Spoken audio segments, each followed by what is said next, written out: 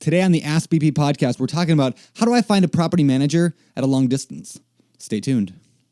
You're listening to another BiggerPockets Ask BP podcast, where you'll hear short, direct answers to your biggest real estate questions. Submit your question today on Facebook, Twitter, or the BiggerPockets forums by using hashtag AskBP. And don't forget to pick up your copy of the Ultimate Beginner's Guide to Real Estate Investing and other great content when you sign up for your free account at BiggerPockets.com. With that, let's get to the show.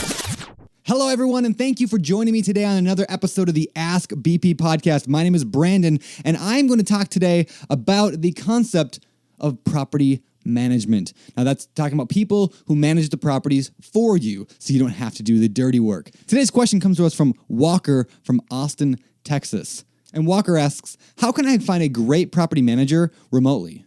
So what Walker is asking here is simple. He wants to find a property manager, but he doesn't live in the area. He wants to find somebody to manage rental properties that perhaps he owns hours or even days away from where he lives. So how do you do that when you're not there in person? Great question, Walker. Well, let me talk about this a little bit. First of all, there's three ways I recommend you find a good property manager. There's three very, very important ways. Number one, referrals. Number two, referrals. And number three, you guessed it, referrals. I think they're the most important metric when you're looking for a property manager is talking to people who use them. Now, of course, you can go and contact a bunch of property managers directly through like Craigslist or through the phone book, find them, call them, and ask for referrals. But I actually like going the other way better. Find investors in the area who are using property managers and ask them who they're using. And you can do that a number of ways, right? You could go to a real estate club, but if you're not local, it's going to be hard to do. So you can go on BiggerPockets. I recommend that. Find people in that area. Send them a message. Reach out. Make a forum post. Say, hey, does anybody know a good property manager in this area? I mean, just reach out to people, connect, ask those questions. You'll find people in that area that want to help you. Now, if you're looking for individuals on BP, you can use biggerpockets.com/meet, MEET, and connect with people there and to be able to find out more about who they're using, why they like them, why they don't like them, all that good stuff. So again, I would start there, talking to people, asking for referrals, or asking who they use, and then call them up and talk with them. Now, just because they give a good recommendation doesn't mean they're necessarily good. You need to do some more due diligence. So make sure you talk with them, interview the property managers, interview a lot of them, talk to 10 of them, talk to 20 of them.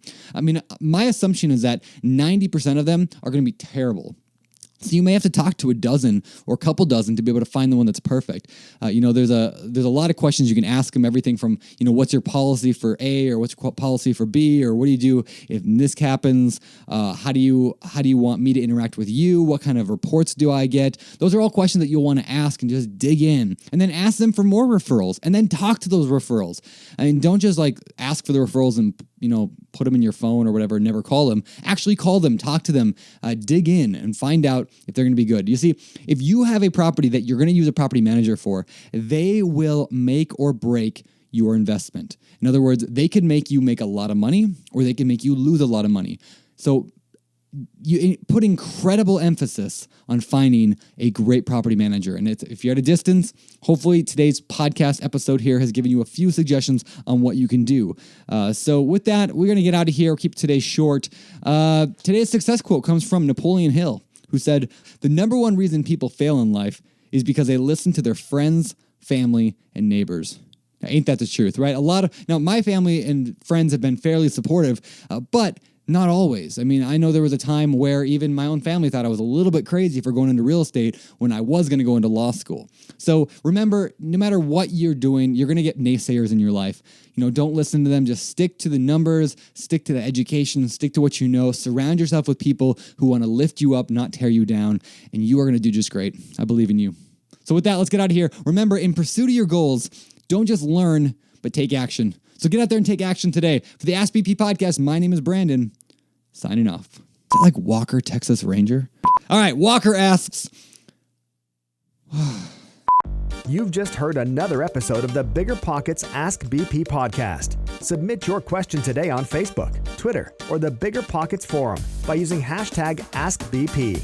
And for more incredible real estate investing tools and education, including a free download of our book, The Ultimate Beginner's Guide to Real Estate Investing, head over to BiggerPockets.com. and sign up for your free account today. We'll see you on the next show.